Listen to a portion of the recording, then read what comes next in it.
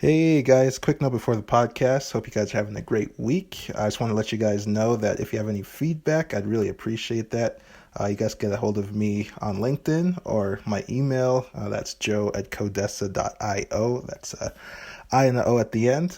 Just let me know what your feedback is, what questions you'd want to hear, guests, all that good stuff. I'll keep giving you guys great content and hopefully keep this thing going. All right, have a great day, guys. Now to the podcast.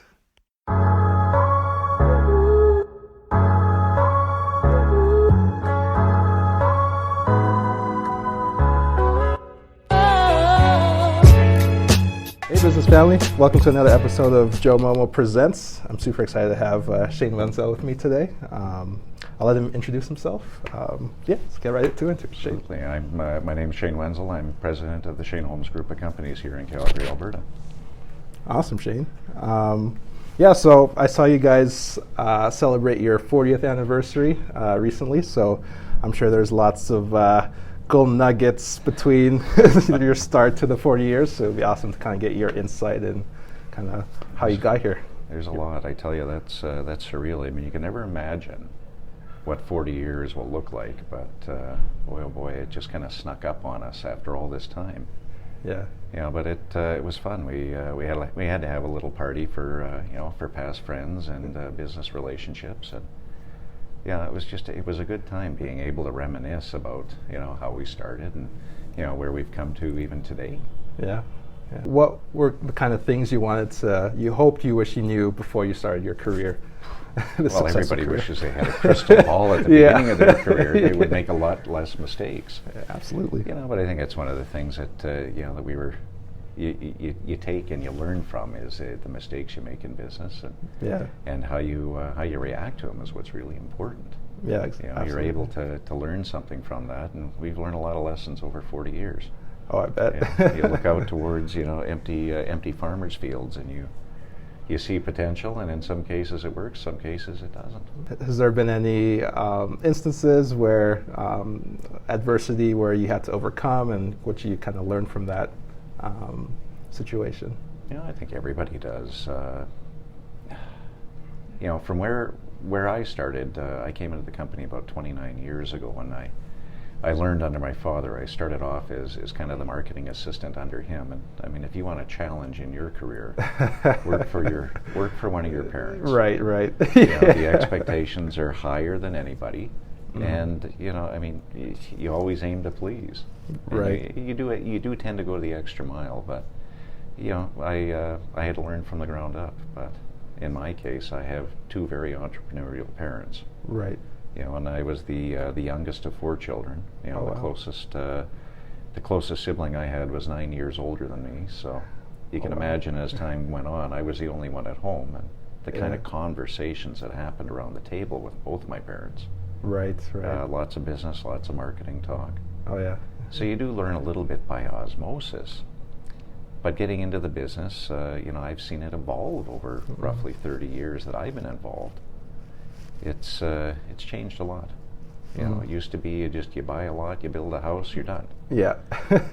Now you're always anticipating where your next land opportunity is, and right. And I like to phrase it this way: is that people buy houses nowadays to actually live in, whereas when I started, I felt that people were really buying houses as just kind of an investment. Right. They needed the traditional layout, and they had to have the room a certain color, and right. Because that's what was best for resale. Now people do whatever they want. Right. They want a special room in the house. We go out to Northeast Calgary, and I mean, the spice kitchen is very common for that culture out there. Interesting. And it happens on quite a few of the homes. 5-bedroom, 4.5 bathrooms. Wow. You could go over to the west end of Calgary, and people almost have what they call their toy rooms. They either have an exercise room, or they have their theater room, or their sports memorabilia room. Right. So that's what I mean by people really just they personalize it. They live in their homes now. Yeah. As opposed to just buy it for a straight investment. Is that kind of what you've seen over the years, the trend in Calgary? Is there any common myths about kind of your industry and your profession as you? Well, the common myth is that we build these McMansions. If 1,750 square feet is a McMansion, then Boy, oh boy. I've really missed the mark. Yeah. But the misconception that we get a lot of times is, you hear that statement, you don't build them like you used to. Right. Thankfully, we don't. Because we used to build them with 2x4 walls. We used to, put a thin layer of insulation in the walls. Right. You'd put R25 in the attic. Well, the windows were single pane. Oh, wow. The furnaces were mid efficient, so they were about 67% efficient at the time, and hot water tanks were the same.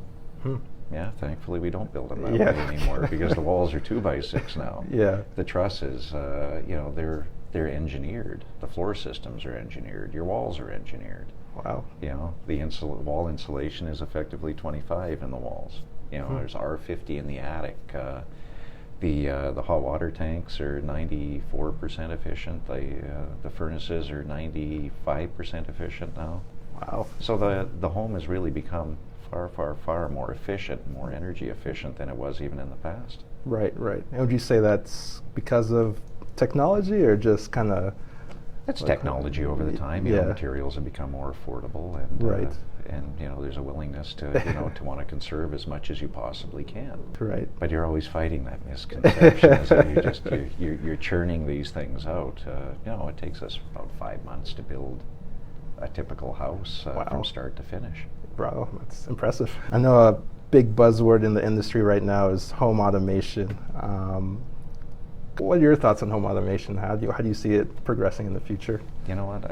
I started off like everybody, I think, generally kind of a skeptic. Yeah. But I also come from a generation that doesn't always want to give up their privacy. Right. But I think it became more apparent because our VP of operations and myself, we went down to the Consumer Electronics Show just this past January. And you could tell between Google and Amazon, this was not an industry that's going away. They have spent billions investing in this. And I think the one thing that I noticed is the affordability factor. Right. It is very inexpensive now to include this in your home. In other words, we don't have to run wiring all over the place, and that was really the biggest challenge before is, how do you get this wire up to the second floor in this bedroom for this? Right. Well, for, say, a Google Assistant, you just plug it in the wall now. Yeah. The doorbell, it takes a low voltage wire. There's not a lot to it anymore, so people were really asking questions about that, so we just made it a standard specification this past summer. That was to celebrate our 40th year anniversary. Kind of step back into more of your personal career. What type of advice would you give somebody wanting to pursue a career similar to yourself? First of all, I would find the best mentors you could possibly imagine. I was in kind of an enviable position because my father had already established the company. Right. So I was able to tap into a network of people that most young people wouldn't have an opportunity to today. Now you've kind of bridged the gap with platforms on social media like LinkedIn, right, where you are able to get out in front of those people, and you are able to ask them for maybe an hour of their time for a coffee. But words of advice for even over an hour mean a lot, and they can help your career progress. The second thing would be you don't always have to go into post-secondary education. But you do need to consistently learn how the world is changing and how business is changing and how to operate within it. And I spent 7 years involved with Tech Canada, which is a peer advisory group with various people, presidents and CEOs from other industries. And their businesses could be larger, they could be smaller, but we were able to put out business issues that we were having and get the best responses back on how to tackle it. So that was probably one of the best things that I had ever done, and I did stay in that group for about 7 years. Yeah, I always hear it's who you know, not so much what skills you have. Like with university and stuff, lots of people want to think university is the only kind of avenue to reach their career goals, but it's also you have to network and collaborate with like-minded people and other mentors as well. So it's awesome to hear you agree. And I'm not devaluing the benefits of post-secondary. Right. Even I did that early in my career. I take what I always refer to as the MBA introduction course at Haskayne, and it was a condensed course that they had just started for executives. Executives who didn't necessarily have the time to go to school all day, but we would separate Fridays out for about 12 weeks. Yeah. And we learned every module, in a condensed format, but we at least had the benefit of learning that. That opened up my eyes to a few things as well. Yeah, what type of, I guess, hard skills would you say that, unique skills that you have that helps you be successful in your role in your career? Passion's always a good one for the career you're pursuing. If not, I would suggest you get a different career. Yeah. Because other than that, it's just a job. Right. Everybody likes to have a job, but more people would love to be passionate about what they're doing on a daily basis. Yeah. But again, that willingness to keep learning, to keep up to date on what's changing out there. And accepting that. My favorite one is to say, if you can't accept change anymore, it's likely time for you to step aside.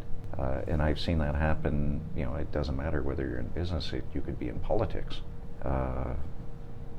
If you're not prepared to change with the times, then it's time to step aside. It's one of the best words or most valuable advice I've ever received, and it makes sense. Who maybe has that passion again, who has that ability to make the changes, and again, like I said, over my 30-year career, I've seen a lot. Has there been any resources that's helped you along the way? Things that you've listened to, read that have really inspired you, or? Well, like I mentioned earlier, that willingness to just continually learn. Like I said, tech was a huge benefit for me. Even that 12-week course at Haskayne. But one of the best things you could possibly have out there, in addition to that, would be a great mentor. My father is a tremendous mentor, but so is my mother. Two different personality types, but like I said, they're both entrepreneurs. So if you can find that mentor, that would be great. Would you, I guess from your experience, where would be a good place to start looking for mentors? I know you said LinkedIn earlier. I guess the internet's kind of bridged the gap, but LinkedIn is a great place to start. It's not the do-all, be-all, end-all, but I mean, right. It has really opened up the doors, to be totally honest. It's actually my favorite platform out there, and largely because people have to be real, can't be fake. Right. But at the same time, there's lots of networking events out there. I've had people ask me how they could even expand their profile, just for a job career, and like I've said, get involved with, something again that you're passionate about, but it might be a charitable organization. You can network that way with people from different organizations who feel the same way you do. Right. And I find that's a good bridge to find that mentor or to find that next, say, networking opportunity. You can't network sitting behind a computer, I guess is what I'm getting at. Right. You have to be able to get out there, and you have to be sociable. Flash your smile. Yes, absolutely. Yeah, absolutely. Just out of curiosity, what's something that you're curious about right now? It doesn't really have to be particularly in your industry, just something that has your attention. What, personally or professionally, or does it matter? Doesn't matter. How about both? Both work. Personally, I just, I'm to the point I like to travel. And invariably when you're traveling, you do see, you do find things that inspire you professionally or even personally. I just, you hear about all these places in the world, and the world is starting to shrink a little bit more. So I like to get out there. I like to travel. Yeah. I'm the guy who actually goes to a museum and enjoys it. Oh yeah. I'm the guy who actually reads all the signs. Yeah. Now my partner, he wouldn't be happy with that because he gets bored after. You just have all the broachures. He'd be like, hey, can we move on? Can we move on? Yeah. But that's fun. I mean, that just to see how different the world is, and and experience those different cultures out there, because we get stuck in this little bubble here in our own little world, and it is very different when you travel around. Absolutely. You realize that you have a lot of first world problems here. Yep. Right. Got the wrong coffee. I got the wrong coffee. Now I'm angry. Why? Yeah. Exactly. That's funny. Any place in particular you're really passionate about going right now, or traveling to? There's so many of them. I still enjoy Europe. Just seeing the old world, but I'm a bit of an architecture buff. You'll never see any of that here because you just don't have the architects, you don't have the artisans anymore, and it's so cost prohibitive. But I mean, you do want to see what the world was like. And actually, looking at a building or a castle that's 1,000 years old is, if the walls could talk. No kidding! Wow, that's amazing stuff. Mm-hmm. What's one question that you never get asked that you'd wish you'd be asked? I always get a kick out of the fact that people don't ask me where this is going to go in the future. What is the future of housing? It is the one question that never gets asked, and I think it should be. Will it change? Yeah, of course it will. I've seen a ton of change over the last 30 years, but I mean, the world is changing. The population's growing, and people have different needs every day, and it's far less, and in some cases it's far more. Mm-hmm. But I think I can see that the multi-generational housing becomes a little more popular. Mm-hmm. Because it isn't something that is getting any cheaper. And we're entering things like the kind of the sharing economy. So what does that look like? Yeah. How do you evolve your business to accommodate that? Because like I had mentioned, I like going over to Europe. Half the time I might get a hotel, the other half you might get an Airbnb or some other accommodation like that, and it's just kind of fun to live like the locals. But what'll happen here? Will it go all the way towards multifamily? No. But just more multi-generational housing is what I can see starting to happen more of. Wow. So you'll see those 6-bedroom houses with 5 baths. Those big ones, yeah. Yeah. Well, it's the first time in history you've seen 4 generations in the workforce together. It causes complications all in itself. But people are living longer, and there's no reason that mom and dad have to be pushed out. They can have their own space. It could be upstairs, downstairs, whatever. But we do see it with the ethnic melting pot that is Calgary, and you have to accommodate it. Back to innovation, you have to keep innovating. Constantly. Yeah, absolutely. Awesome. Is there a good place listeners could connect with you online? I know you said LinkedIn, but is there any other platforms you... Well, believe it or not, they can find me on other ones. I guess I call it my photo album of life. I'm on Instagram at Shane Wenzel, and I'm on Twitter, where you get a little bitchier version of me. Still at Shane Wenzel. I tend to lean a little more towards, here's my opinion now. Yeah, absolutely. It feels like a lot of people use Twitter as kind of their... Sure. And I mean, it's a great platform as long as you utilize it in the proper way, in my opinion, is that, just be respectful. Right, right. I wouldn't sit across from you and verbally abuse you. Why would you do it on a social media platform? Exactly. You can't hide at the end of the day. Exactly. The world's too small now. Mm-hmm. Awesome. Well, I usually like to end the podcast with kind of a question to the audience, or maybe a quote, if you have any you'd like to share. I think it's more of a story, to be totally honest with you. Yeah, absolutely. I found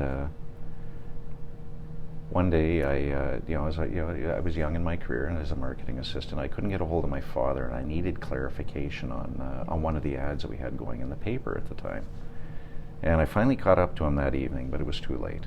It was too late. I already had to agree with what we had done, and I was frustrated with him. I was pissed off, because he wasn't available. And he said to me, "Look," he said, "I don't make all the right decisions, but I make a decision at least." He says the key is to make as many right decisions as possible, but at least you made the decision. Wow. And that one comment has always kind of stuck with me throughout the years, because, right or wrong, you still have to make a decision, and if you make the wrong one, you just have to learn from it. Right. And even here with our staff, that's what they hear from me still. Is that just make the decision. If you make a bad one, just don't make it again. Yeah. It's okay. Yeah, it's okay to make mistakes. The world isn't going to happen. We're not pushing a button. We're not firing a rocket. Yeah. Just learn from your mistakes. We're just building houses. We're just marketing homes. Right. No, that's really powerful. Well, Shane, I really appreciate you being on the podcast. Yeah, I'm sure our listeners get a kick out of kind of your insight and nuggets you've shared. For sure. And yeah, we'll definitely have to keep in touch. Absolutely.